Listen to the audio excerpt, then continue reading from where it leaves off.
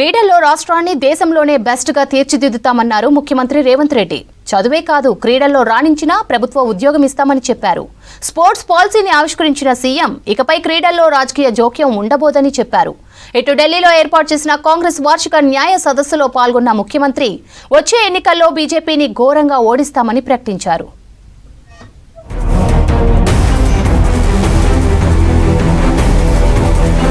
రాష్ట్రానికి ఇప్పటి వరకు క్రీడా పాలసీ లేకపోవడం బాధాకరమని అన్నారు ముఖ్యమంత్రి రేవంత్ రెడ్డి.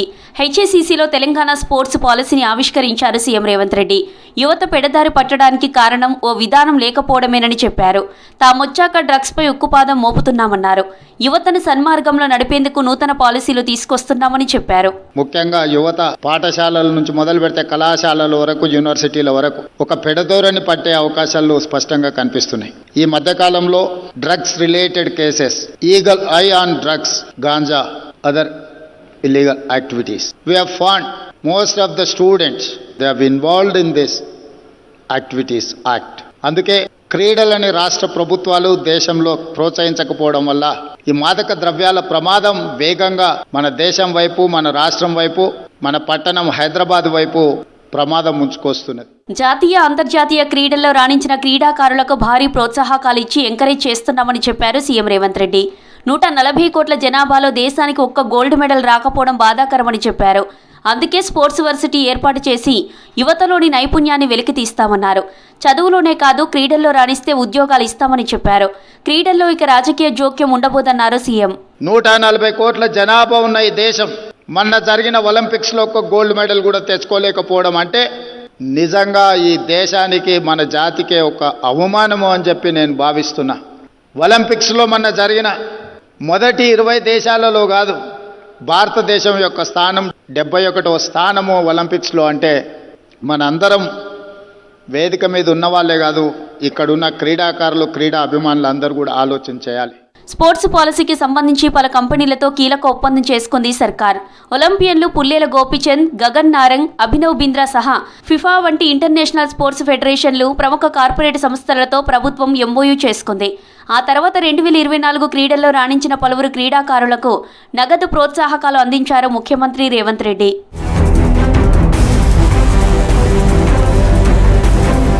ఢిల్లీలో ఏర్పాటు చేసిన కాంగ్రెస్ వార్షిక న్యాయ సదస్సులో పాల్గొన్నారు ముఖ్యమంత్రి రేవంత్ రెడ్డి. దళిత, ఆదివాసీల సంక్షేమం కోసం కృషి చేసింది కాంగ్రెస్ పార్టీనేనని అన్నారు రేవంత్. ఇతర పార్టీలు ఎన్నికల్లో గెలిస్తే కుర్చీలో, ఓడితే ఇంట్లో కూర్చుంటాయని, కానీ కాంగ్రెస్ మాత్రమే ఓడినా గెలిచినా ప్రజల్లోనే ఉంటుందని చెప్పారు. ఇందిరాజీనే షహీద్ హుయే, రాజీవ్ గాంధీజీనే షహీద్ హుయే. జిస్ దిన్ यूपीए 1 जब कांग्रेस सरकार बने तब प्रधानमंत्री बनने के लिए श्रीमती सोनिया गांधी जी को सब गुजारिश किए, मगर she has sacrificed prime minister post. She has given to financial expert doctor Manmohan Singh को इस देश का प्रधानमंत्री बना देकर दुनिया में सबसे बड़ा ताकत की देश श्रीमती सोनिया गांधी बनाने के लिए मदद किए. సామాజిక న్యాయం కోసం రాహుల్ గాంధీ 25 ఏళ్లుగా పోరాడుతున్నారని చెప్పారు రేవంత్ రెడ్డి. రాహుల్ పదవే కోరుకుంటే 2009లోనే ప్రధాని అయ్యేవారన్నారు. వచ్చే ఎన్నికల్లో మోదీకి వ్యతిరేకంగా రాహుల్ పోరాడుతున్నారని, బీజేపీకి 150 సీట్లు కూడా రాకుండా చేస్తామని చెప్పారు. స్వాతంత్ర ఉద్యమం నుంచి నవభారత నిర్మాణం వరకు కాంగ్రెస్ చేసిందేనని చెప్పారు. 2004 में अगर राहुल गांधी जी चाहे तो केंद्र मंत्री बनता था, 2009 में राहुल गांधी चाहे तो प्रधानमंत्री बनता था, मगर केंद्र मंत्री, प्रधानमंत्री पदवी राहुल गांधी जी ने नहीं लिए, पार्टी सीनियर नेता लोगों को दिए, मगर पार्टी कार्यकर्ता बनकर राहुल गांधी जी ने काम कर रहे जनता के लिए. సత్యసాయిబాబా 100వ పుట్టినరోజు వేడుకలను అధికారికంగా నిర్వహించాలని ప్రభుత్వం నిర్ణయించింది. ఈ మేరకు జీవో జారీ చేసింది. నవంబర్ 23న సత్యసాయిబాబా జన్మదిన వేడుకలు అధికారికంగా జరగనున్నాయి.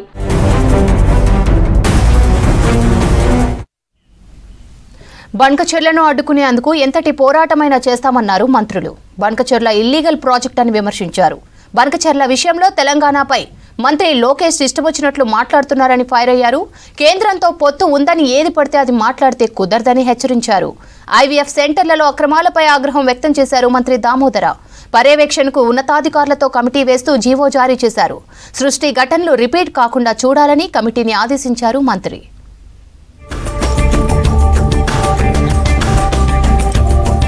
గోదావరిలో తమ ప్రాజెక్టులు పూర్తయి నికర జలాలు కేటాయించే వరకు బనకచెర్ల లేదు గినకచెర్ల లేదని అన్నారు డిప్యూటీ సీఎం బట్టి విక్రమార్క. ఖమ్మంలో 7 మండలాలు మునగకుండా పోలవరం కట్టుకోవాలన్నారు. లేదంటే పోలవరం బనకచెర్ల సంగతి చూస్తామని వార్నింగ్ ఇచ్చారు. నాగర్ కర్నూలు జిల్లాలో పర్యటించిన భట్టి కొల్లాపూర్లో మంత్రి జూపల్లితో కలిసి అభివృద్ధి పనులకు శంకుస్థాపన చేశారు. పాలమూరులో నీటి సమస్య తీరాలంటే వెట్టూరు, చిన్నమారు సమీపంలో డ్యాంలు నిర్మించాలన్నారు జూపల్లి. ఆంధ్రాలో ఉన్నటువంటి ఒక పెద్ద ఆయన మాట్లాడుతాను, నేను బనకచెర్ల కడతా పోలవరం తర్వాత వృధాగా పోయే నీళ్లే కదా మేము కట్టుకుంటే మీకెందుకు బాధ అంటున్నాం. అవే వృధాగా పోయే నీళ్లు కాదు, మేము ఇంకా కట్టుకోవాల్సినటువంటి ప్రాజెక్టులు పూర్తి చేయకపోవటం వల్ల కిందకి నీళ్లు వృధాగా పోతా ఉన్నాయి. తప్పనిసరిగా ప్రాణహిత చేవెళ్ల ప్రాజెక్ట్ ని కడతాం. బాబాసాహెబ్ అంబేద్కర్ ప్రాణహిత చేవెళ్ల ప్రాజెక్ట్ గోదావరి నీళ్లను కూడా తెలంగాణ ప్రాంతానికి పారిస్తాం. ఆ డ్యామ్ నిర్మాణం చేసి ఆ డ్యామ్ నుంచి ఇటు నార్లాపూర్ రిజర్వాయర్కు, నార్లాపూర్ పంపుల కాడికి, ఎల్లూరు కల్వకుర్తి లిఫ్ట్ కాడికి ఆ నీళ్లను మనం మళ్లించుకోవాలి చేస్తే మనకు ఎండాకాలంలో కూడా ఏప్రిల్ మేలైనా ఈ మొత్తం 6-7 తాలూకాలు ఇంక్లూడింగ్ పాలమూరు రంగారెడ్డి ప్రాజెక్టు సంబంధించి కూడా నీటిని వినియోగించుకోగలుగుతాయి. కాబట్టి బనకచెర్ల ఇల్లీగల్ ప్రాజెక్ట్ అన్నారు ఇరిగేషన్ శాఖ మంత్రి ఉత్తమ్ కుమార్ రెడ్డి. బనకచెర్ల నిర్మాణాన్ని తెలంగాణ అన్ని విధాలుగా వ్యతిరేకిస్తుందన్నారు. బనకచెర్లపై ఏపీ మంత్రి లోకేష్ వ్యాఖ్యలు సరైనవి కావన్నారు ఉత్తమ్. ఇది ప్రజాస్వామ్య దేశమని, కేంద్రంతో పొత్తు ఉందని ఏది పడితే అది మాట్లాడితే కుదరదని హెచ్చరించారు. లోకేష్ మిడిమిడి జ్ఞానంతో మాట్లాడుతున్నారని ఫైర్ అయ్యారు మంత్రి పొంగులేటి. ఫేస్ వాల్యూ కోసమే తెలంగాణపై కామెంట్స్ చేస్తున్నారని విమర్శించారు. సెక్రటేరియట్లో మీడియాతో చిట్ చాట్ చేశారు మంత్రులు.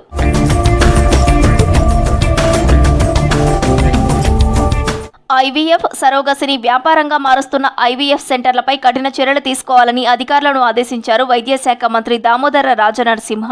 సృష్టి తరహా ఘటనలు పునరావృతం కాకుండా చర్యలు తీసుకోవాలన్నారు. ఐవీఎఫ్ క్లినిక్లలో తనిఖీలు, నియంత్రణకు health and family welfare commissioner నేతృత్వంలో కమిటీ వేస్తూ ఉత్తర్వులు జారీ చేశారు మంత్రి. ఆరోగ్యశ్రీ సీఈఓ, పబ్లిక్ హెల్త్ డైరెక్టర్ను కమిటీ సభ్యులుగా నియమించారు. ఐవీఎఫ్ సెంటర్లలో తనిఖీలు చేసి ఆయా సెంటర్లపై ఇప్పటికే ఉన్న కేసుల వివరాలను సేకరించాలని, అనుమతులు, రిజిస్ట్రేషన్ వంటి అంశాలను పరిశీలించి 10 రోజుల్లో నివేదిక ఇవ్వాలని కమిటీని ఆదేశించారు దామోదర.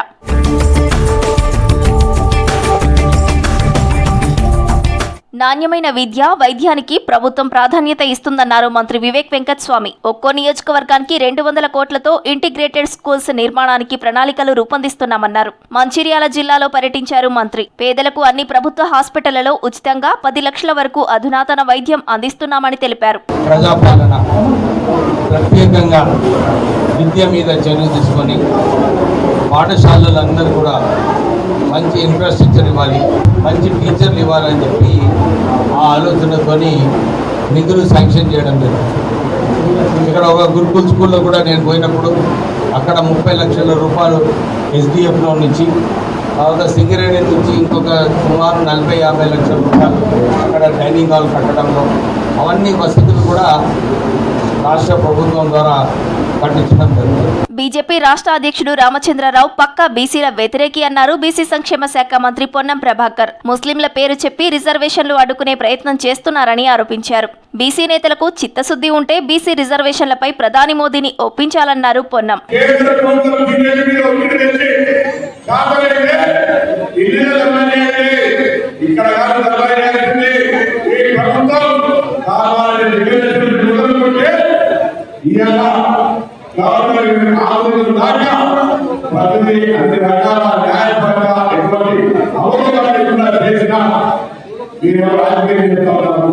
రాష్ట్రంలో సమగ్రమైన పటిష్టమైన క్రీడా పాలసీని రూపొందించామన్నారు మంత్రి వాకిటి శ్రీహరి. సీఎం కప్ పెట్టి రాష్ట్రంలో క్రీడాకారులను వెలుగులోకి తీసుకొచ్చామన్నారు.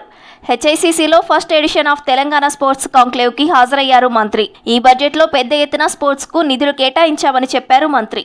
మన ప్రీతమ ముఖ్యమంత్రి గారి ఆలోచన విధానం ఈ స్పోర్ట్స్ పాలసీ అనే ప్లాట్ఫామ్ ని క్రియేట్ చేసి గ్రామ స్థాయికి నుంచి క్రీడాకారులను వెతికి తీసి మనదంటూ ఒక ఐడెంటిఫికేషన్ జరగాల ఇంటర్నేషనల్ లెవెల్లో తెలంగాణని, ఇండియా కానీ ఈ కోణంలో లోతైన ఆలోచన విధానంతో తీసుకొస్తున్న ఈ పాలసీ. మాజీ మంత్రి కేటీఆర్ పై ఆరోపణల కేసులో క్రిమినల్ కేసు నమోదు చేయాలని కోర్టు ఆదేశించిందన్న వార్తలపై స్పందించారు మంత్రి కొండా సురేఖ. ఈ కేసులో కాగ్నిజెన్స్ తీసుకుని ముందుకెళ్లాలని కోర్టు చెప్పిందన్నారు. ఏ కేసులో అయినా కాగ్నిజెన్స్ తీసుకోమనటం కామన్ అన్నారు. ఇది జరిగి 2 రోజులైందని చెప్పారు. ఈ విషయంపై సోషల్ మీడియాలో ఇష్టం వచ్చినట్టు రాస్తున్నారని, అది వారి విజ్ఞతకే వదిలేస్తున్నారని చెప్పారు సురేఖ. మతపరమైన రిజర్వేషన్లకు వ్యతిరేకమన్నారు బీజేపీ నేతలు. 42% బీసీ కోటాలో 10% ముస్లింలకు ఇవ్వాలని కాంగ్రెస్ కుట్ర చేస్తుందని ఆరోపించారు. 42% రిజర్వేషన్లు పూర్తిగా బీసీలకే ఇవ్వాలని డిమాండ్ చేశారు. సొంత నిర్ణయాలకు బీజేపీలో అవకాశమే లేదన్నారు. బీసీ రిజర్వేషన్ల అమలుపై బీజేపీ ఓబీసీ మోర్చా ఆధ్వర్యంలో ఇందిరా పార్క్ ధర్నా చౌక్ దగ్గర నిరసన కార్యక్రమం నిర్వహించారు బీజేపీ నాయకులు.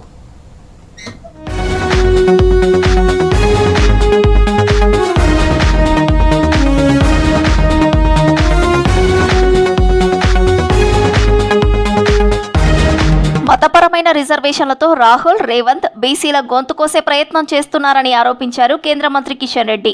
42% బీసీ కోటాలో 10% ముస్లింలకు ఇవ్వాలని కాంగ్రెస్ కుట్ర చేస్తుందన్నారు. బీసీ రిజర్వేషన్ల అమలుపై బీజేపీ ఓబీసీ మోర్చా ఆధ్వర్యంలో ఇందిరా పార్క్ ధర్నా చౌక్ దగ్గర నిరసన కార్యక్రమం జరిగింది. కార్యక్రమానికి ముఖ్య నేతలు, కార్యకర్తలు హాజరయ్యారు. ఇది బీసీలకు మేలు చేసే చట్టం కాదని, మోసం చేసే చట్టమని విమర్శించారు కిషన్ రెడ్డి. బీసీ సంక్షేమానికి కాంగ్రెస్ ప్రభుత్వం ఏం చేసిందో చెప్పాలన్నారు BJP state chief Ramachandra Rao. High court కలగజేసుకున్న తర్వాతే బీసీ రిజర్వేషన్ పై ఆర్డినెన్స్ తెచ్చారని తెలిపారు. కాంగ్రెస్ పార్టీ ప్రభుత్వము మరి కాంగ్రెస్ పార్టీగా అధికారంలో రాకముందే కామారెడ్డి డిక్లరేషన్ పేరుతో ఆ రోజు మరి మేము అధికారంలోకి వచ్చినటువంటి 100 రోజుల్లో బీసీలకు సంబంధించినటువంటి 42% రిజర్వేషన్ ప్రక్రియ ఏర్పాటు చేస్తామని చెప్పడం జరిగింది. 10% ముస్లిం రిజర్వేషన్లు ఎత్తివేసి 42% రిజర్వేషన్లను బీసీలకు ఇవ్వాలని డిమాండ్ చేశారు బీజేపీ నేతలు. సీఎం రేవంత్ రెడ్డి బీసీలకు చేసిందేంటో చెప్పాలన్నారు. కాలాయాపన పేరుతో బీజేపీని బద్నాం చేయడం మానుకోవాలన్నారు. 10 ఏళ్లు బీఆర్ఎస్ బీసీలను పట్టించుకోలేదన్నారు కమలం నేతలు. రేవంత్ రెడ్డి గారు చాలా ప్రతిష్టాత్మకంగా బీసీ రిజర్వేషన్ బిల్లు పెట్టి 42% ఈరోజు అసెంబ్లీలో ఒక బిల్లు తీసుకురావడం జరిగింది.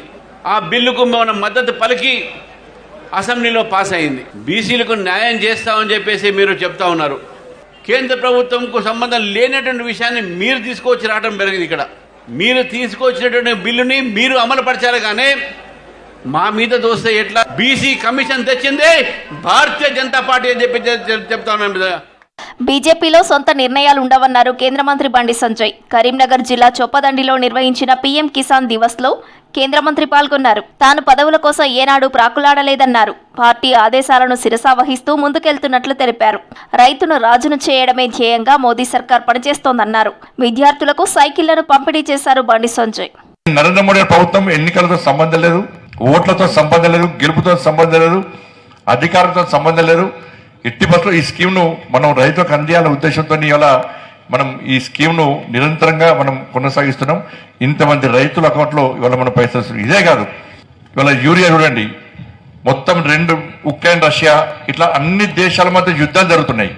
ఇవాళ భారతదేశంలో రైతులకు సబ్సిడీ, అదే సబ్సిడీతోని కేంద్ర ప్రభుత్వం మీకు యూరియా అందిస్తుంది. ఇవాళ కేంద్ర ప్రభుత్వం ఇంటింటికి బీజేపీ కరపత్రాన్ని విడుదల చేసింది బీజేపీ. స్థానిక సంస్థల ఎన్నికల్లో ప్రజలను భాగస్వామ్యులను చేస్తూ పార్టీ శ్రేణులను సిద్ధం చేస్తోంది అధిష్టానం.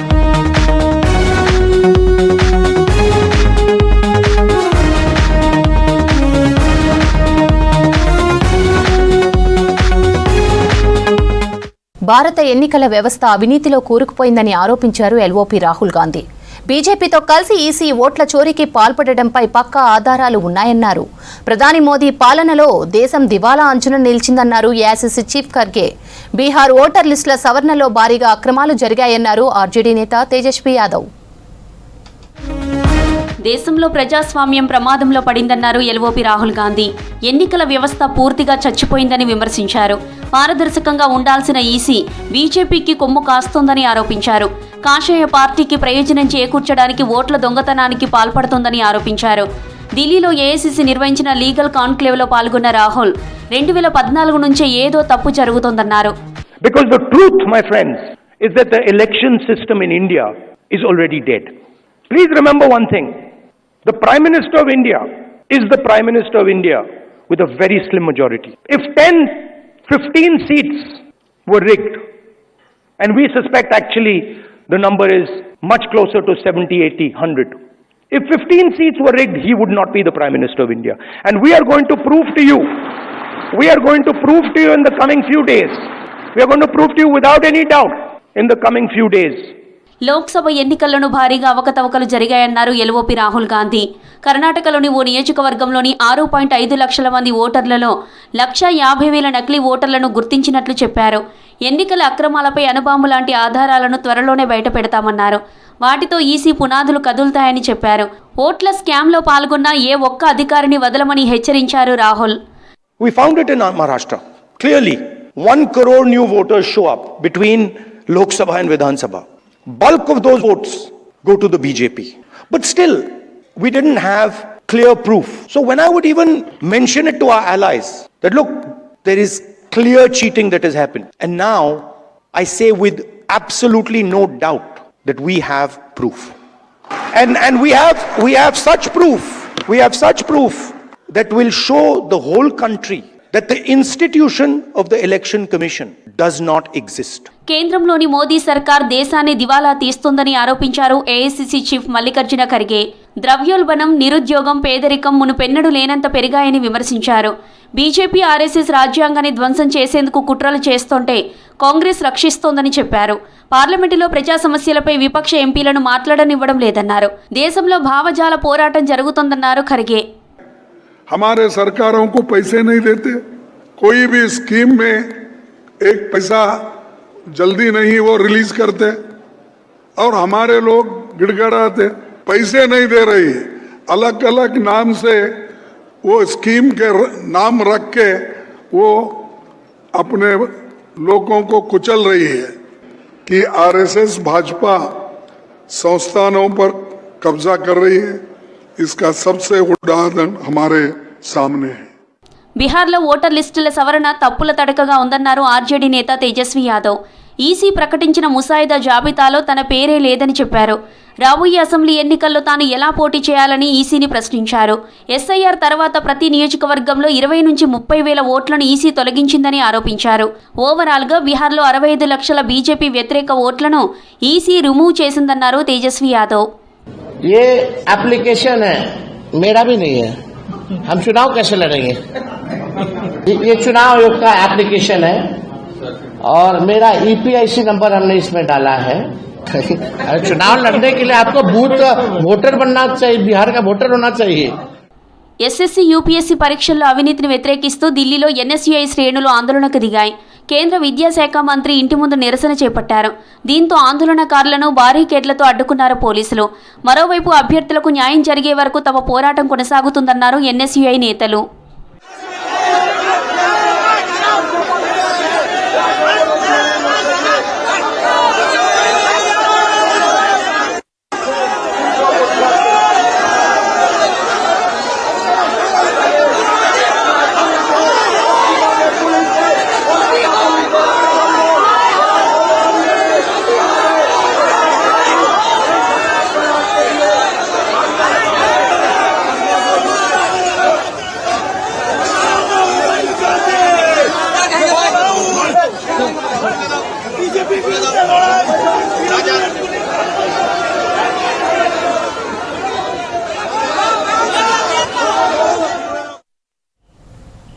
రుతుపవనాల ప్రభావంతో దేశవ్యాప్తంగా భారీగా వర్షాలు కురుస్తున్నాయి. హిమాచల్లో వరద బీభత్సానికి మలానా ప్రాజెక్టు కాపర్ డ్యాం కొట్టుకుపోయింది. జమ్మూ కాశ్మీర్లో కుండపోత వానలతో అమర్నాథ్ యాత్రకు తాత్కాలిక బ్రేక్ పడింది. రాజస్థాన్, యూపీ, గుజరాత్లోనూ జోరుగా వర్షాలు పడుతున్నాయి. మరో 2 రోజులు భారీ వర్షాలు పడే అవకాశం ఉందని తెలిపింది వాతావరణ శాఖ.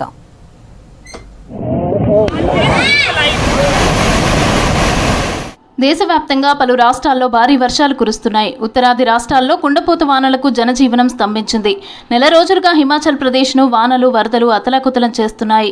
కులు జిల్లాలో కురిసిన భారీ వర్షానికి మలానా 1 జల విద్యుత్ ప్రాజెక్టుకు వరద పోటెత్తింది. దీంతో ప్రాజెక్టు కాఫర్ డ్యాం కొట్టుకుపోయింది. భారీ యంత్రాలు, వాహనాలు వరదలో మునిగిపోయాయి. ఎలాంటి ప్రాణ నష్టం జరగలేదని తెలిపారు అధికారులు.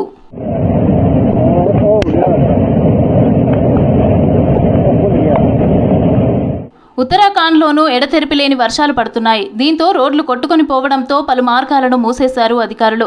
పర్యాటకులు అప్రమత్తంగా ఉండాలని, ప్రభుత్వ సూచనలను ఫాలో కావాలని చెప్పారు. మరోవైపు యుద్ధ ప్రాతిపదికన రోడ్లు మరమ్మతులు చేస్తున్నారు అధికారులు.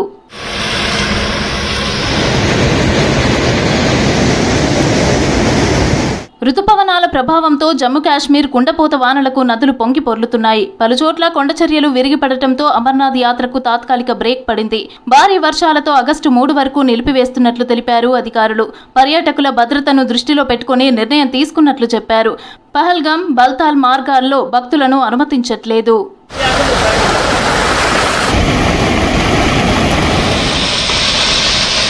ఉత్తరప్రదేశ్లో వారం రోజులుగా భారీ వర్షాలు కురుస్తున్నాయి. గంగా నది ఉప్పొంగడంతో ప్రయాగ్రాజ్లోని లోతట్టు ప్రాంతాలు జలమయమయ్యాయి. ఇండ్లలోకి వరద నీరు చేరడంతో ప్రజలను సురక్షిత ప్రాంతాలకు తరలిస్తున్నారు అధికారులు. మరోవైపు లక్నోలోనూ నివాస ప్రాంతాల్లోకి వరద నీరు చేరింది. దీంతో జనం తీవ్రంగా ఇబ్బంది పడుతున్నారు.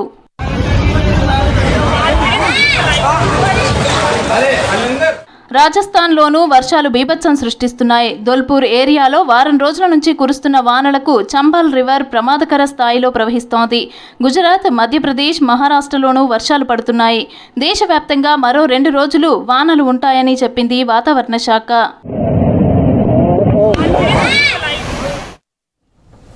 That's all for now.